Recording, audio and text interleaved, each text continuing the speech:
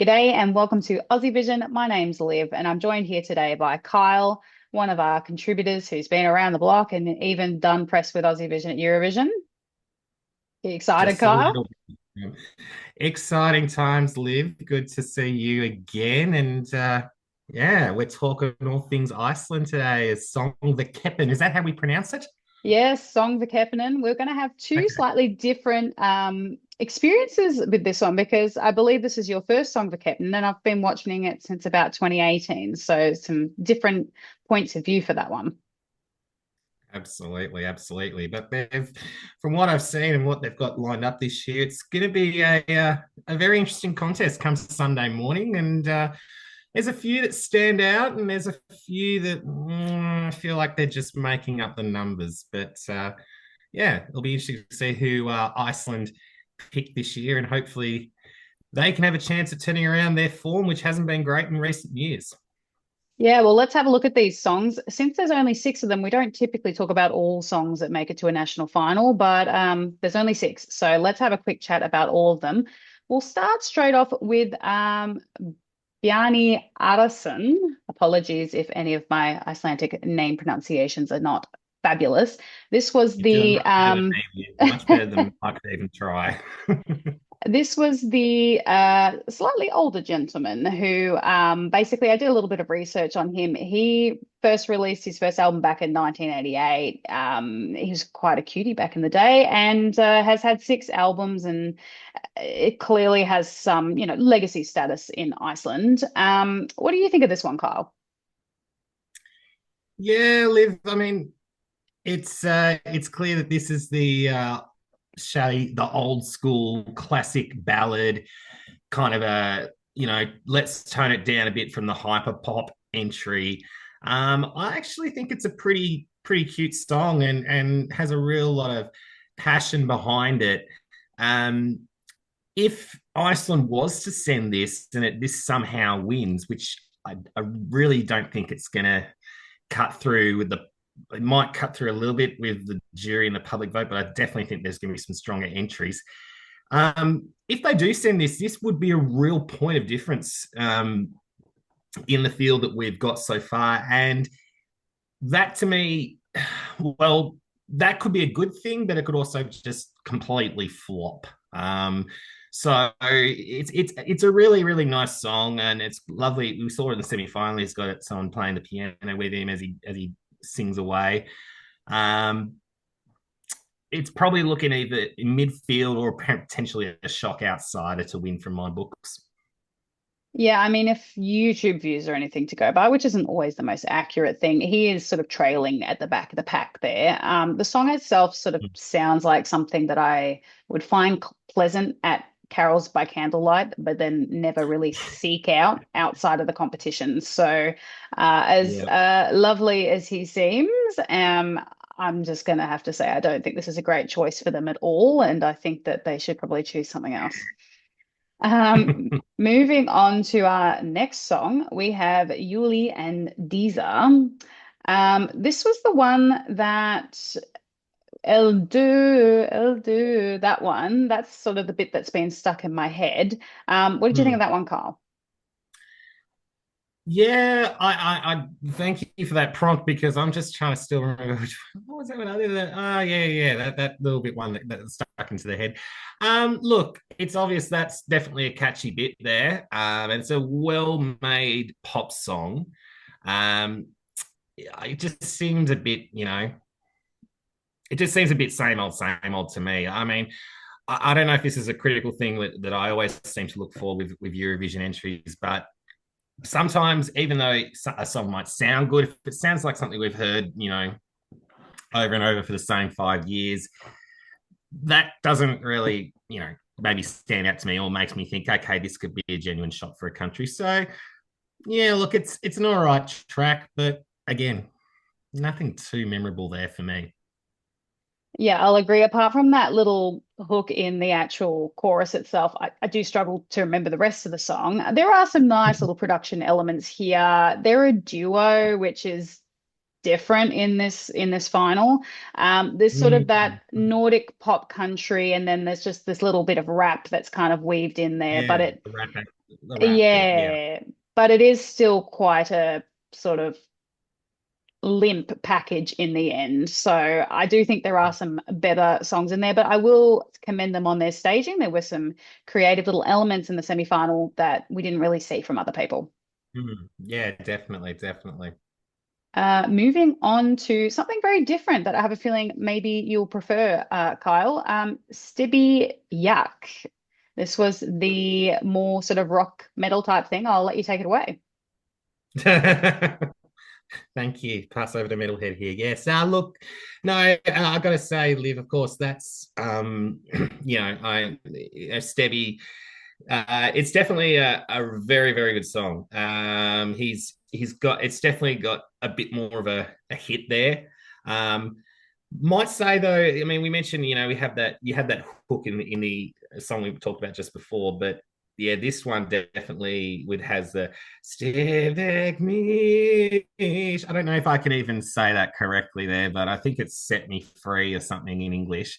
Yeah, if we were playing a drinking game to see how many times we need to have a sip before we hear that, every time we hear that phrase, you'd probably be on the floor at the end of this song. But um, I think it's a steady enough rock song. It doesn't scream, "Oh my god, this is a great showcase of the genre" or anything. But if we want to be talking about a character that could, have that Icelandic metal kind of roughness to it, um, you know, this could be an all right track for them. I definitely think the staging will need some work. There was some sort of a cage or some people look like monkeys in there and on the semi final. And I thought, that looks like it's just been rushed together and has no no production value whatsoever. And it would be good to see actual flames instead of just fire graphics in the background. So if he does get the nod, I think they're definitely going to work production wise. But otherwise,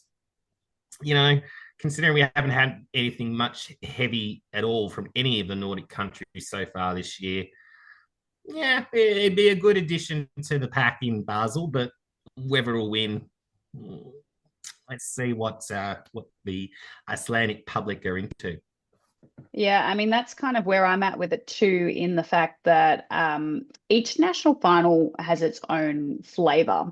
And for the most part, Iceland is sort of in the vein of bright, happy, Nordic pop, fluffy Nordic Hmm. pop, quite difficult to say actually, with entries like 10 Years and Think About Things being examples of this at its absolute peak working. And Yeah, except for definitely. Hatari, they haven't really sent anything outside of that box in a very long time. So, Mm-hmm. from that point of view, this would be a unique addition. I do agree with you, and it's nice to hear someone who is a little bit more into the genre because this is definitely not a genre I ever gravitate to. Say that this isn't perhaps the best example of the genre, because that was what I was sensing. I perhaps from the song is that maybe it wasn't Mm-hmm. the strongest version of that type of song. Like we could talk about, there was a certain entry in Finland that got disqualified that we could talk about. Like that, for example, is how to do deathcore very well. This just feels like trying to maybe appeal to Triple M radio or something like that with a not too much of a hook to it.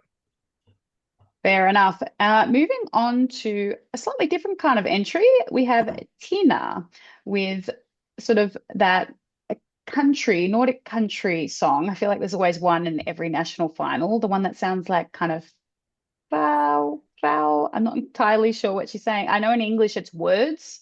That's the Yeah. translation, but in Icelandic it sounds a bit like foul, pow. But anyway, very catchy.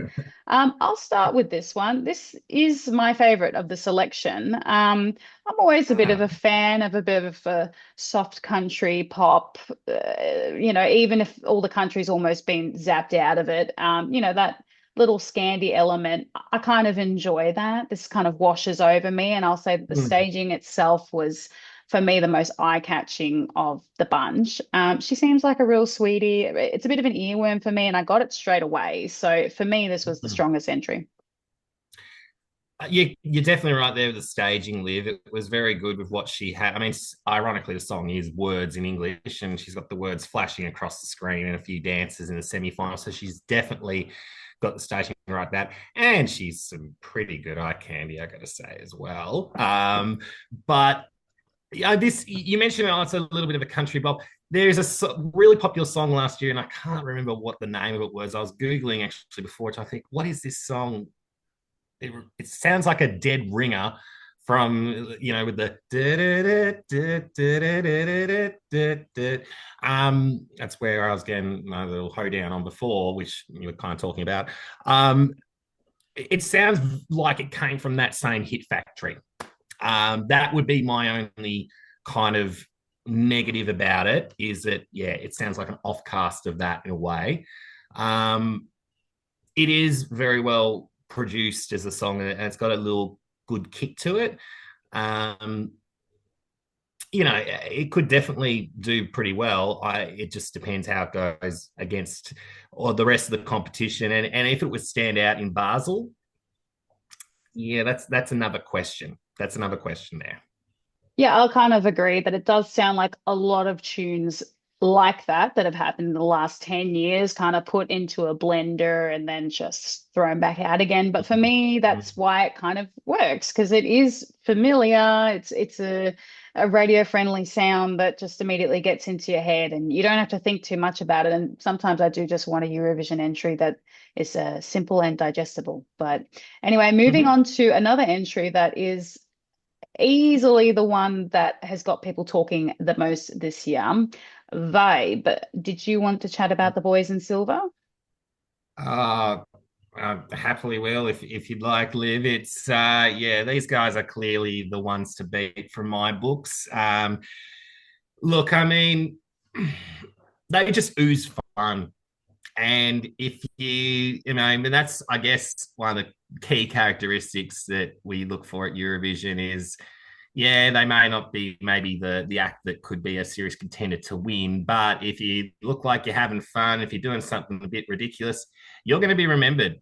And with these guys in their shiny suits, rapping away, and with a good Slager beat behind it, and the violin bits as well. I mean, the guy, one of the I don't know if they're twins or not, but we'll call them twins. They look twinny enough. One of them just picks up the violin and gets it handed to him halfway through the song. So they've got the production right on point, and the staging really right on point.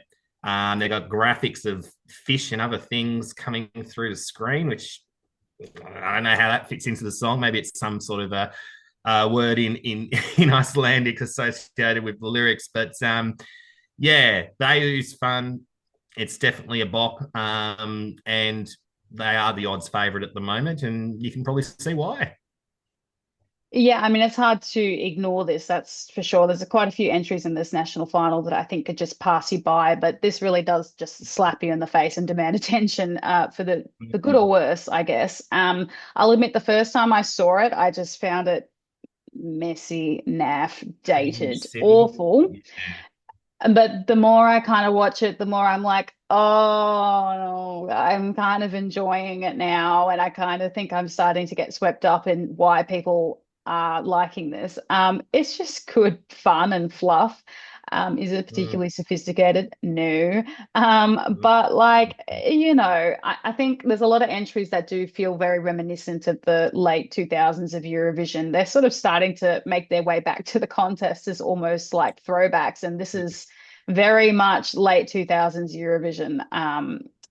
Look, if this went to Eurovision, they'd have fun. It would be something different. Would they make it out of a semi-final? Well, I have questions if any of these could do that genuinely. So you might as well just send what your public wants at that point. Yeah, no, I mean, I see what you're talking about, Liv. I mean, a lot of these are kind of borderline qualifiers, but you can't tell me, this people would not remember this and have fun. It could be a very much a very similar to Windows 95 man with in Norway last year. He's not going to win. The jury aren't going to love this, but if you want to have a good chance of qualifying for the grand final, All right, and that just leaves us with one song. It is August, and this was the one that sort of had the purple in the background and the dude in the all black suit, the little sort of rhinestone thingies on it. Kyle, what did you think of that? So yeah, I got to say, Liv, I've kind of got this in the same category as El Dur. Both pleasant pop songs, but nothing groundbreaking. Yeah, I'll admit, immediately the first time I heard this, unfortunately, Eldur was first when I did my first listen through. So I was like, oh, that's nice. And then we got to this, I was like, oh, that sounded like that. But if I'd listened to them the other way around, I would have said the opposite. But I think out of the two, if I had to put them head to head, I feel like Eldur has a few more bells and whistles to kind of get attention. Mm, It's got that little rap bit. I feel like they bounce off each mm, other a bit better than this chap mm, by himself. I'll say it is, like you said, a nice little Scandi pop song that's very pleasant, but it's mm. definitely not kind of grabbing too much attention, I don't think. Moving on to just generally the final. So there's been a few changes this year. There's the super final, the infamous super final, is gone for the first time in over 10 years. And it's going to be a Oh. 50% international jury, 50% televote.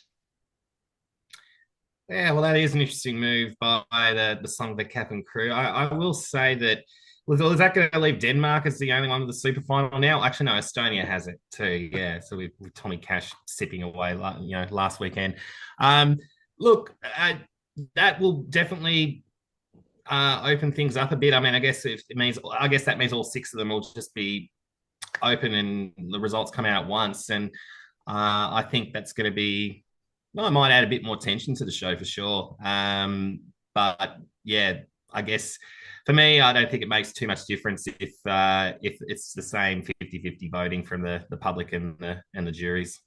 Yeah, I guess I'm a fan of a super final when the one I think should win wins, and I'm not a fan of a super final when something else goes. So I wouldn't mind seeing something slightly different this competition. So we'll see how it goes now that they've axed the super final. I feel like the last thing to mention is we do have two guest performers confirmed, and there is Hera Björk. We love her here at Aussievision. Just recently did an Australian tour, but also Karia is performing. Wow, I think both of us are going to be tuning in then, Liv. Two of our Yeah. faves. Oh, that'll be that's good. That's good to see Karia making the trip. Yeah, no, look, it should be a really interesting show and one that is going to be very exciting to view in the early hours of Sunday morning, Liv. Yeah, well, we'll just wrap this up. We'll do a quick fire round. Who do you think's winning the televote on Sunday morning here in Australia? I'd say the Vabe. Is that how we say it? Vabe? I think it's Vibe, like vibes, I think. Vibe. The shiny twins, the shiny moonsuit twins. Let's just say they'll win the public, and I think they well don't know about the We're jury, getting but we're getting there. We're getting there. Um, yeah. I'm of the same opinion. I think if these views are anything to go by, I think that the Icelandic public are loving it. The crowd seemed to go absolutely bananas when they came out. So I'm going to say Vibe for the televote. Who do you think's winning the juries? I can't see Vibe winning the juries, as fun as they are. Maybe Tina, or the maybe the in a shock, our old mate on the piano, Bjarni Arason. Bjarni. Yeah, I was going to say Bjarni. Oh man, maybe our old mate on the piano could be a shock winner there. I mean, he's got the timeless appeal and the craft down pat. I'm sure that's going to be jury bait for sure. It's his only chance of getting a really good score anyway. Yeah, I'm kind of tending to agree there. I think Tina has also probably got a really good chance of taking out the jury, so that's who I'm going to go with. Who do you think's winning overall then? Overall, look, it's the vibe, boys. I think they seem to have a huge, well, the fan presence for sure. If the juries don't bury them, I think they've got a red hot shot to win. Other than that, it could be, Stebbi Jak if he gets again. a good mix of both votes from both. He could be an outsider, or maybe even old mate on the piano in a if the public seems to get nostalgic and go for him. But I'd say it's vibing for Basel from Iceland at this stage. Yeah, I'm going to go with an outsider here. I'm going to go with Stebbi Jak. I'm just going to say that they want Oh. something a bit different this year. That's out of the Mm, wheelhouse of what they've sent, apart from Hatari, who were very unique. Yeah, mm. I'm just going to say they're going to vote for something new, and they're going to bring a slightly better staging concept to the final. And yeah, happy days. I'll be all for seeing that if they do pick that for Basel. It'll be very good to see.